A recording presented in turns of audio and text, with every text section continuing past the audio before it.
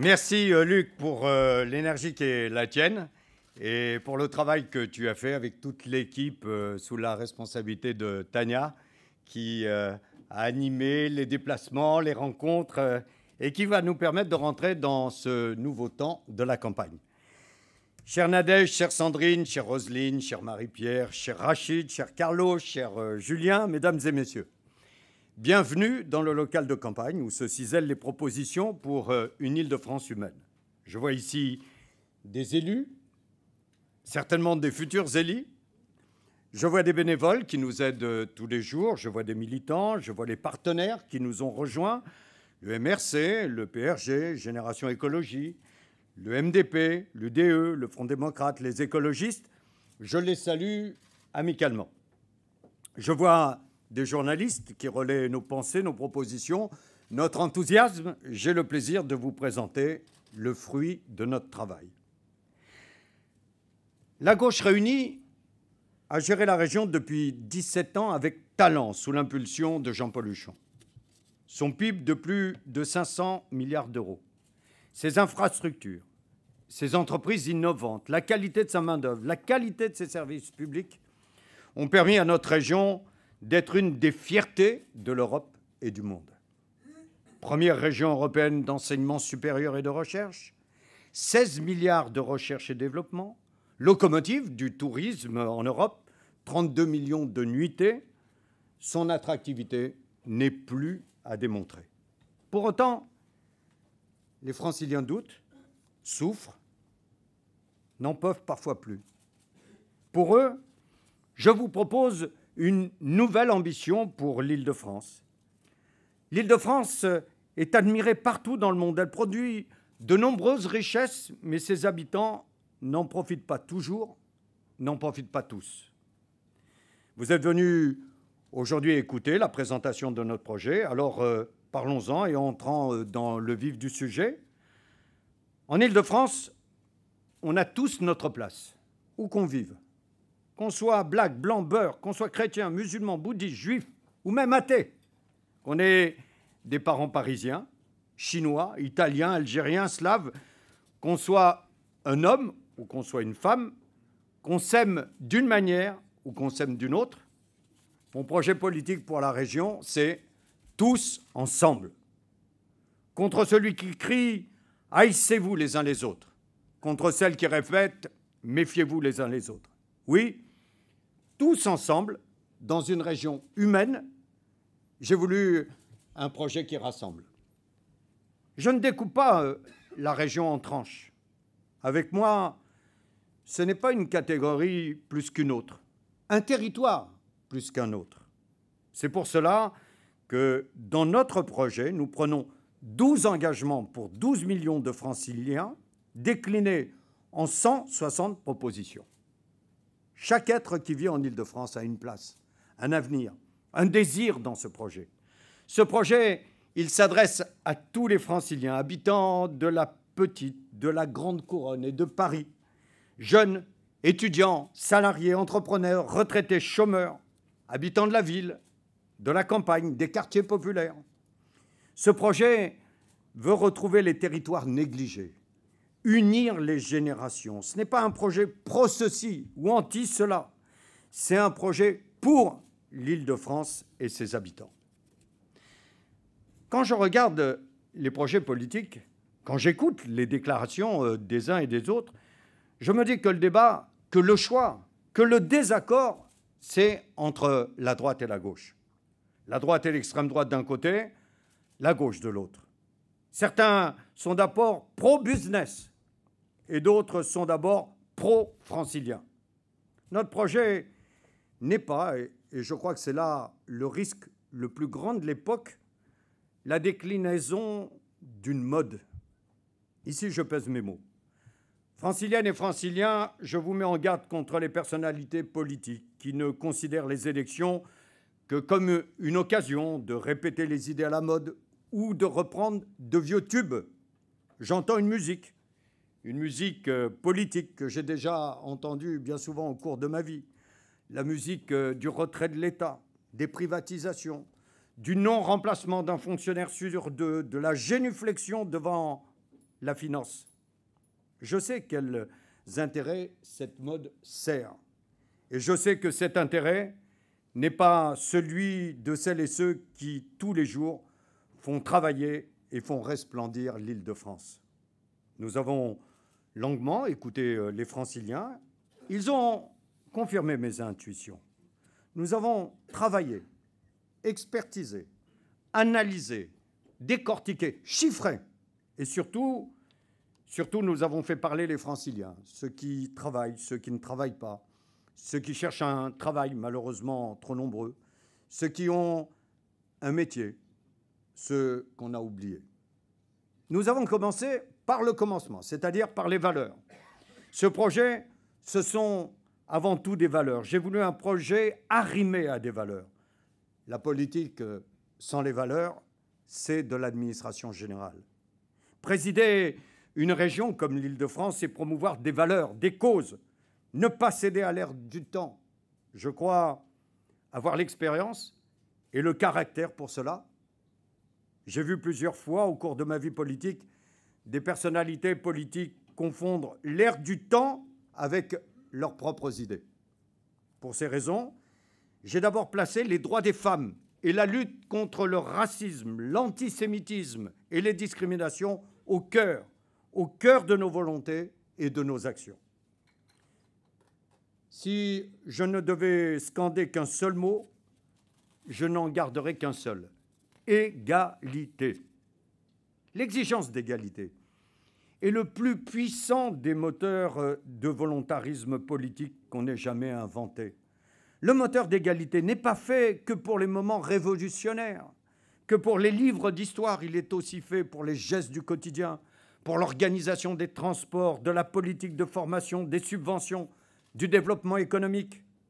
Faire rentrer les grandes idées dans les petites actions, faire rentrer les acquis de l'histoire dans votre quotidien, c'est peut-être cela, le bon travail politique.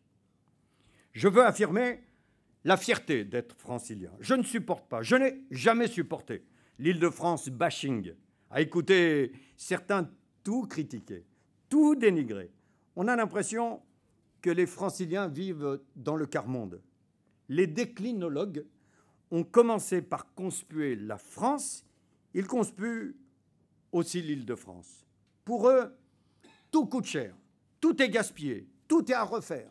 Le code du travail, les acquis sociaux, les services publics, les allocations, la protection du patrimoine, la vie des associations, les festivals de rue, l'accès à la sécurité sociale.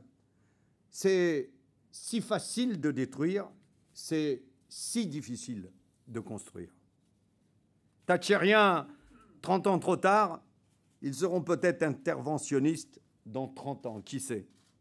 Ce sont cette autoflagellation dont les véritables ressorts sont suspects. Je ne crois pas à des déluges salutaires, à la politique du pire. Le 13 décembre, je veux que ce soit en Île-de-France la victoire de l'enthousiasme. Vous aimez les chiffres, les classements? Regardez donc. Produit régional, regardez les chiffres. Classement d'enseignement supérieur, de recherche, d'industrie, de pointe, regardez les chiffres. Regardez les prix Nobel, regardez l'attractivité, le nombre d'entreprises étrangères qui choisissent notre territoire, le nombre d'implantations. Regardez les demandes des étudiants étrangers, des échanges scientifiques, des demandes d'installation d'entreprises. Regardez, partout dans le monde, dans les laboratoires de recherche, dans les universités, dans les colloques, les académies. Regardez dans les ONG, dans les entreprises multinationales, ce que l'on dit de beau et de bien sur notre Île-de-France. Malgré tout cela, malgré ces chiffres, je le dis avec sérénité, les Franciliens souffrent encore de l'organisation de la vie dans leur région. Tous ces soupirs entendus dans les transports, dans les files d'attente, au guichet. Mes chers amis, regardons nos vies en face. Écoutez ce qui s'exprime dans les chaos des RER. Écoutez ce qu'on entend devant les guichets des caisses d'allocation, de Pôle emploi, des fourrières, des centres médicaux. Écoutez, mais regardez aussi. Regardez l'expression soucieuse, inquiète des parents qui cherchent un médecin pour leurs enfants. Regardez les regards des jeunes qui courent après un petit emploi pour financer un grand projet. Regardez l'expression des travailleurs du matin dont les responsables hiérarchiques ne leur disent pas assez combien ils sont utiles. Et je voudrais, au moment où ils vont rentrer à leur comité d'entreprise, avoir une pensée pour les salariés d'Air France. On soupire trop en Île-de-France de lassitude, d'inquiétude, d'incertitude, de solitude. Car oui, des milliers de Franciliens, au milieu de la région la plus peuplée, souffrent paradoxalement du plus grand isolement, de cet isolement que l'on connaît quand plus personne ne nous comprend, plus personne ne nous aide, plus personne ne nous tend la main. Il y a trop de soupirs en Île-de-France. Ce que je veux, c'est transformer les soupirs en sourires. Je ne veux pas que les Franciliens se sentent enfermés dans leur destin. Je veux qu'à tout moment de leur vie, les Franciliens sentent au plus profond d'eux que tout demeure possible. Le petit Francilien qui naît, le Francilien de toujours, le Francilien qui s'est installé dans ce territoire alors qu'il vient d'ailleurs, la mère qui est venue rejoindre ses enfants, l'étudiant qui rêve des universités franciliennes, l'artisan qui est monté à Paris, le retraité qui a tant donné à cette région et qui a le droit de jouir d'un repos mérité. Tous méritent une vie apaisée, tous méritent une vie plus humaine. À partir de ces valeurs, l'égalité homme-femme, la lutte contre les discriminations, l'unité, la fierté, l'humanité, je propose ce projet, 12 chantiers pour 12 millions d'habitants, 160 propositions, le récit d'une Île-de-France humaine. Tout commence par les transports. Nous avons beaucoup d'ambition pour les transports.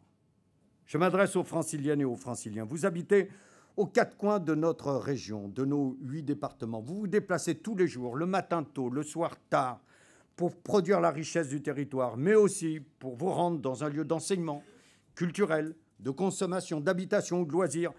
Et tout cela depuis le 1er septembre avec un pass Navigo désormais unique. Certains ont choisi de vivre en ville, certains ont choisi de vivre à la campagne, certains, nombreux ces dernières années, ont choisi les territoires que les sociologues appellent désormais rurbains. Je le dis à tous, où que vous vivez, où que vous ayez choisi d'habiter, c'est à nous, c'est à la région, c'est aux responsables politiques d'adapter les services publics et l'organisation sociale. Rendre la région à ses habitants, c'est la rendre accessible partout et tout le temps. Et je vous le dis, nous réussirons le réseau 24 heures sur 24 dans le réseau d'ici aux Jeux olympiques et paralympiques. C'est bien de disposer des bons transports, encore faut-il les prendre avec sérénité. Et je le sais, je l'ai entendu, je l'ai vu. Trop de Franciliens ont peur dans les transports. Tout d'abord, les femmes le soir. Je persiste et je signe. Il m'est insupportable d'imaginer en 2015 nos mères, nos sœurs, nos filles, la peur au ventre au moment de prendre un train, un métro, un bus, surtout après quelquefois 19 heures. C'est pourquoi nous constituerons une police des transports efficace et apaisante par la création d'un corps unique des agents de sécurité résolument renforcés à partir de 21 heures. Les transports se feront ainsi avec plus de sérénité, dans des rames climatisées et modernisées. L'arrêt à la demande sera enfin mis en place dans les bus et noctiliens, comme c'est déjà le cas au Canada. Avec le recrutement de 1000 chauffeurs, nous lancerons un plan bus pour la Grande Couronne. Mon premier chantier sera également d'obtenir de l'État les 800 millions d'euros par an pendant 10 ans nécessaires à la régénération et la remise à niveau du réseau ferré. Il était important pour le développement de la nation de construire des TGV pour couvrir notre vaste territoire national, mais on a oublié les transports du quotidien. À force de regarder l'horizon, on a oublié ce qui était à côté de soi. Les transports du quotidien ont été les grands sacrifiés des politiques de transport depuis des décennies. La ligne D du RER transporte chaque jour 550 000 voyageurs contre 350 000 pour l'ensemble du réseau de TGV. La négligence des transports quotidiens doit cesser. La région engagera le remplacement des rames anciennes, de RER, de Transilien, du plus vieux des tramways, le T1. Elle automatisera les lignes 11 et 13 du métro, lancera l'automatisation accompagnée sur l'ensemble du réseau RER et Transilien pour améliorer la ponctualité. Elle assurera l'accessibilité à la 4G pour tout le réseau, y compris les réseaux souterrains. Mon deuxième chantier est la vitalité économique de notre région. Encore une fois, l'Île-de-France est une ruche. Elle regorge d'énergie, de créativité, de projets. La vitalité d'un territoire, c'est d'abord sa capacité à embaucher, à créer de l'emploi, à solidifier l'emploi. Le chantier de l'emploi, préoccupation de tant, de trop de Franciliens, sera pris à bras-le-corps. Chef de file en matière de développement économique, la région peut agir sur l'emploi et je ne lâcherai rien pour améliorer la situation de l'emploi en Île-de-France. Nous simplifierons les créations d'entreprises, nous amplifierons le dispositif régional appelé PMAP et nous mettrons en place un fonds d'investissement dédié au renforcement de la compétitivité des entreprises, à la transition vers l'industrie du futur et à la reconversion des friches industrielles. Je le dis, je ne veux plus un seul jeune sans emploi, sans formation ou sans projet d'avenir dans notre région. L'avenir, c'est pour tout le monde. Il faut démocratiser l'avenir. C'est pourquoi l'apprentissage doit être favorisé. Je lancerai un Erasmus des apprentis. Je veux que l'apprentissage devienne la vitrine de la vitalité économique de notre région, notamment dans les domaines de la transition énergétique, de l'aéronautique et du numérique.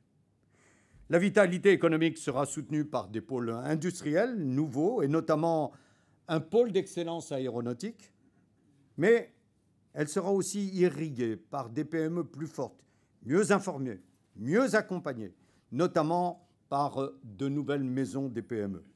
La région ne s'arrêtera pas là. Elle doit créer, elle doit semer.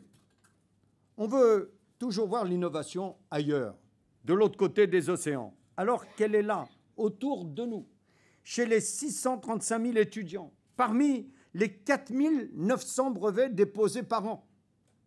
La région construira ainsi une forte identité industrielle et économique pour développer une nouvelle industrie, notamment de petites séries et de haut de gamme, surtout en grande couronne. Nous lancerons également un grand plan d'emploi aidé, contrairement à ce qui se dit quelquefois chez les esprits adeptes de l'immobilisme, du laisser-faire, donc du ne rien faire. L'emploi aidé n'est pas une trappe, mais un tremplin. Ces emplois participeront à l'amélioration du service public, du service envers les personnes âgées, les associations, les lycées.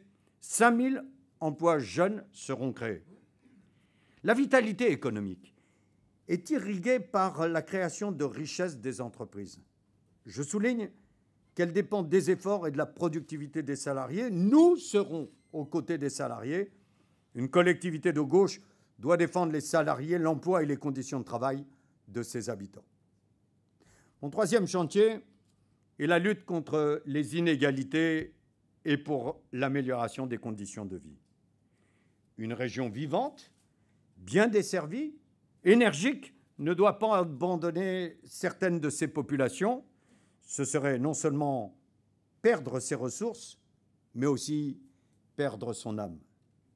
L'amélioration de la vie, c'est tout d'abord affirmer clairement notre exigence environnementale. Ce chantier est imbriqué à tous les autres. L'exigence environnementale, c'est l'imposer partout. Et cela commence par les lycées, cela commence par l'alimentation. À la malbouffe, j'opposerai une alimentation de qualité par la création notamment d'une ceinture maraîchère en grande couronne pour favoriser le cultivé en Île-de-France.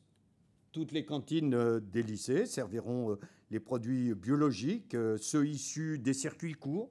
Des repas végétariens seront développés et les repas de substitution seront possibles partout. L'environnement est une question de santé. La pollution noircit les bronches, détruit la résistance au virus, goudronne les vêtements. Changer l'air de l'Île-de-France, c'est bien entendu organiser la sortie du diesel. Mais attention, il n'est pas question de culpabiliser les populations, notamment celles qui ont eu l'obligation quelquefois de partir en grande couronne et qui se retrouvent avec 2 voitures, notamment 2 voitures diesel, pour accompagner les enfants, aller au travail, faire les courses, vivre, tout simplement. Je ne veux culpabiliser, stigmatiser, ni punir personne.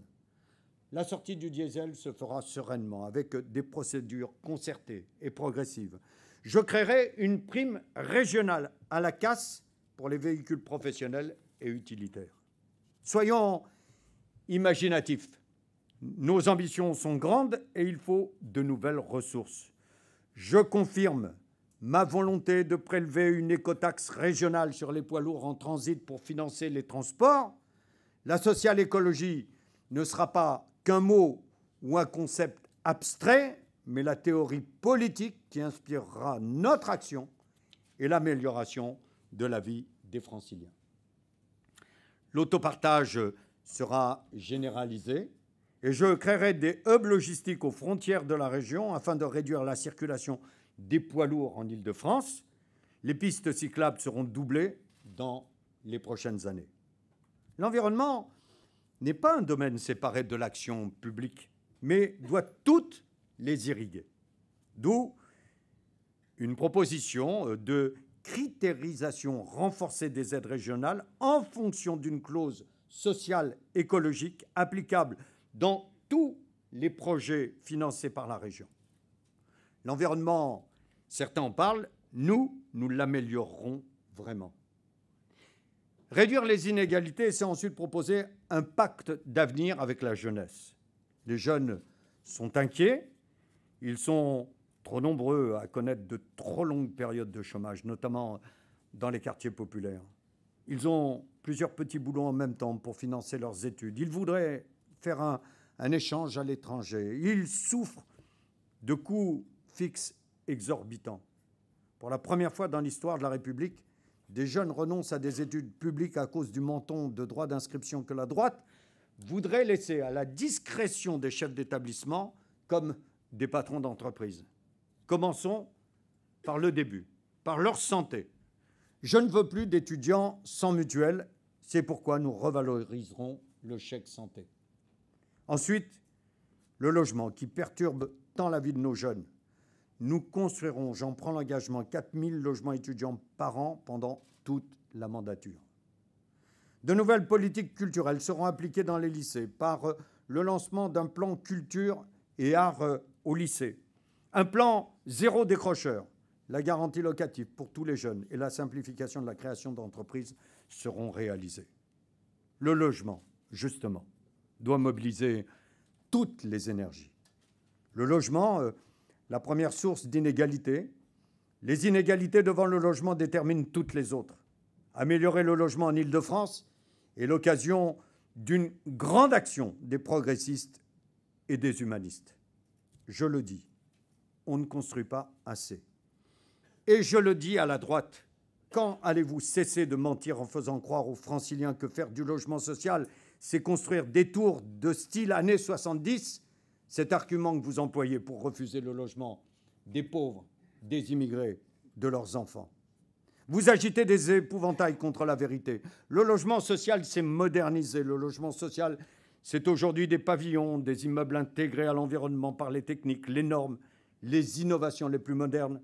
Le logement social est une chance pour les villes, pour les territoires, pour les quartiers auxquels peut prétendre une majorité de nos concitoyens. Le logement social, c'est un élément indispensable du parcours résidentiel. On a trop fait croire en matière de logement que tout a été tenté. Eh bien non, tout n'a pas été tenté. Je lancerai la mobilisation générale pour que cessent les désespoirs que l'on constate tous les jours face à la difficulté de bien se loger. Je prends l'engagement de mettre en place une garantie locative pour tous les jeunes. Et je prends l'engagement d'un encadrement des loyers pour l'Île-de-France à l'échelle de la région pour que les foyers franciliens retrouvent une sérénité qui n'existe plus en attendant que nous réussissions à construire 70 000 logements par an. Pour atteindre ces objectifs, je mobiliserai le foncier régional et je me battrai notamment pour l'extension du prêt à taux zéro dans l'ancien. On n'a pas assez pris la mesure de l'explosion des coûts fixes depuis 40 ans, du logement à l'énergie, des communications à l'informatique.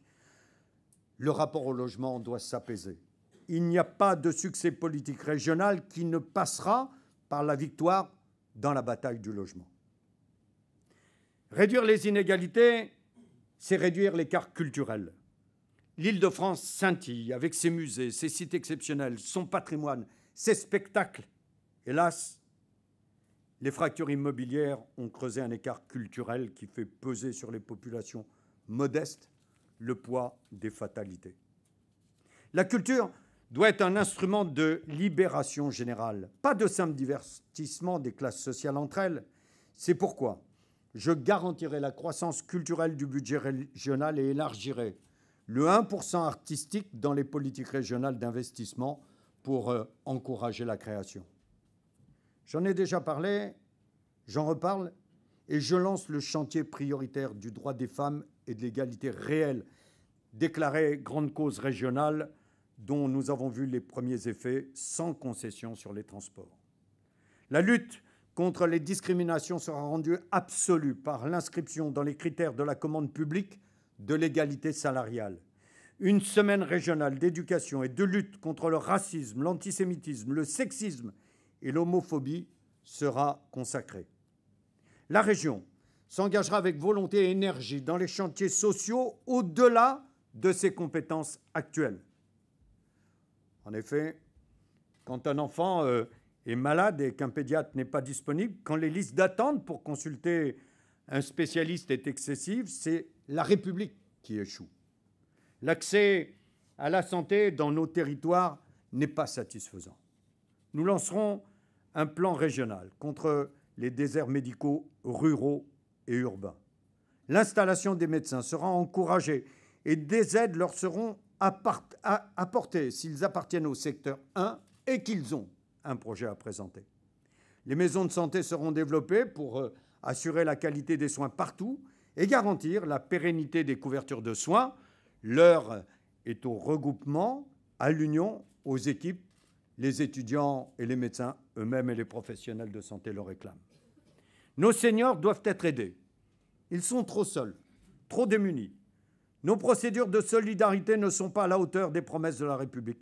Je lancerai un programme régional de financement de maisons spécialisées dans l'accueil des personnes touchées par la maladie d'Alzheimer, comme je lancerai, à l'autre bout de la chaîne de la vie, du côté des soleils qui se lèvent, un programme régional d'investissement pour développer les crèches à horaires décalés. Ce n'est pas aux Franciliens à s'adapter aux services, c'est aux services à s'adapter aux Franciliens et au rythme de leur vie. L'adaptation de nos services publics doit prendre en compte les besoins d'accessibilité et de mobilité des Franciliens. C'est pourquoi je prends l'engagement de rendre accessibles 40 gares qui aujourd'hui ne le sont pas et de généraliser le 1% handicap dans tous les projets immobiliers financés par la région. Et j'installerai à mes côtés, en tant que président de région, une mission permanente sur l'accessibilité des personnes à mobilité réduite.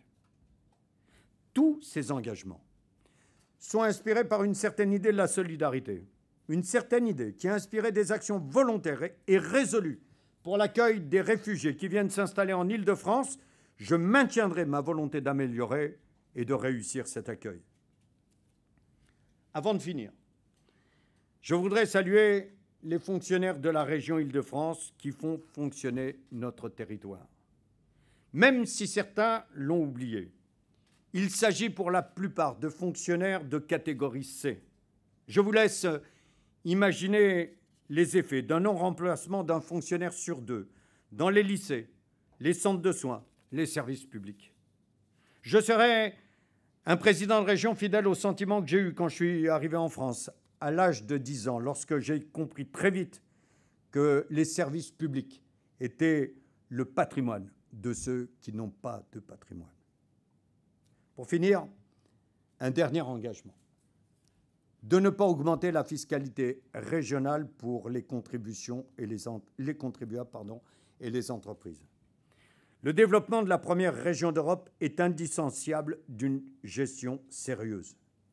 Une réflexion sérieuse sur les recettes est nécessaire, bien loin des gadgets que j'entends quelquefois, comme la customisation des plaques d'immatriculation ou autres projets qui marchandisent les bouts de chandelle de la vie quotidienne. Le chiffrage de mon projet aboutit à 1 320 millions supplémentaires, soit 220 millions par an, ce qui est significatif mais raisonnable sur 5 milliards de budget annuel. Ma réflexion sur les recettes nécessaires prend en compte la future taxe poids lourds, sans doute autour de 80 millions par an. Mais pas seulement. Je redéploierai de 20 à 25 millions par an. Ensuite, la part de CVAE reversée aux régions passera depuis la loi NOTRe à compter de 2017 de 25 à 50%, ce qui devrait rapporter 400 millions sur le mandat. La réforme de la RCB, redevance création de bureaux, devrait rapporter 300 millions sur le mandat. Nous pourrions continuer des heures.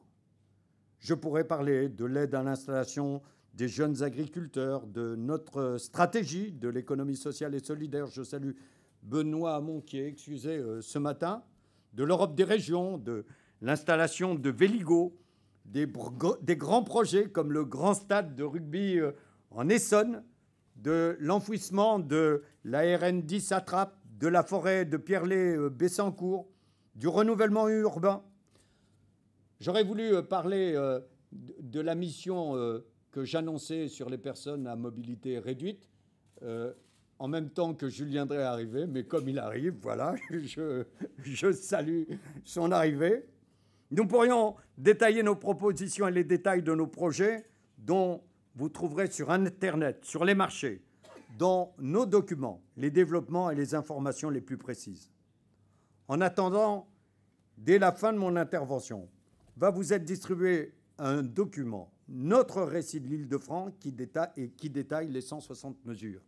Pendant que certaines sautaient comme des cabris pour annoncer le fait que nous n'ayons pas de projet, nous, on le travaillait. Il vous sera distribué dans quelques instants. Tout cela, je le ferai avec une équipe solide, paritaire, renouvelée, diversifiée, et dans un dialogue constant avec les Franciliens que j'associerai à la gestion à partir d'une vision radicalement neuve de notre démocratie. Un budget participatif à hauteur de 5% du budget hors transport sera proposé. Une assemblée de citoyens tirés au sort évaluera nos politiques. Je voudrais remercier à ce moment de mon propos Élisabeth Laville, fondatrice d'Utopie, la philosophe Catherine Clément, Christian Lelanne, président de la Chambre des métiers et de l'artisanat, Jean-Luc Romero, président de l'Association pour le droit de mourir dans la dignité, Anne Hidalgo, maire de Paris, que j'excuse, elle avait une réunion ce matin, Hervé Letreux, dirigeant de l'Institut Pierre-Simon Laplace, Rosa Tandjaoui, de la Librairie des Orgues à Paris, le chef Thierry Marx, Alain Dinin, PDG de Next City, le street artiste Grécos et Sampé pour son bel encouragement que vous trouverez à la dernière page de cette brochure. Je les remercie pour leur participation à la construction du projet. Pour conclure, je veux réaffirmer l'intensité de mon engagement. Je veux que ce projet ressemble à l'Île-de-France de demain, que ce projet nous rassemble. Oui, il y a un projet de la droite en Île-de-France, excluant, ghettoisant, ultra-business, précarisant. Et il y a un projet de la gauche en Île-de-France. Le projet d'accompagner les Franciliens, tous les Franciliens, dans l'entrée dans le nouveau monde. Partout dans ce territoire, un désir de réappropriation s'exprime. Oui, la mondialisation aime l'Île-de-France, mais on a l'impression souvent qu'elle ne s'intéresse pas à tous ses habitants, à tous les gens qui y vivent. Je serai le président d'une région d'êtres humains. Je ne serai pas le président de tableaux de chiffres, de courbes et de graphiques, de concepts tout faits, d'idées recyclées. Je serai le président d'une région de gens qui respirent, qui travaillent, qui se soignent, qui bougent, qui vont, qui viennent, qui ont des projets, qui veulent parler, qui veulent se divertir, qui veulent faire de la musique, aller au spectacle, qui veulent publier, qui veulent espérer, qui veulent partir, revenir, repartir et toujours revenir.